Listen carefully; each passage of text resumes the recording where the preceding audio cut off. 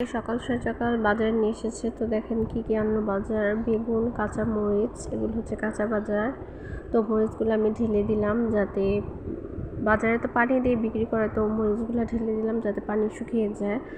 তারপর আপনাদের দেখাচ্ছি, এগুলো হচ্ছে গুঁড়া মাছ, পুঁটি মাছ।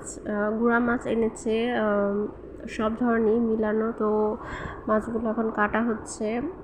তো 3-4 রকমের মাছ, এগুলো হচ্ছে রূপচাঁদা মাছ। আর মুরগি নিয়ে এসেছে 5 কেজি ব্রয়লার মুরগি। আর এটা হচ্ছে অনেক বড় একটা মাছ, দেখতেই পাচ্ছেন।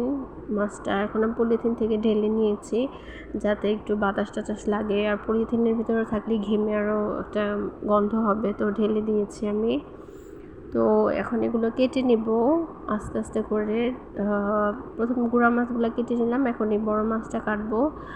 তো বড় মাছ কাটার জন্য আমি প্রথমে আঁশগুলো একটা ছাড়িয়ে নিয়েছি।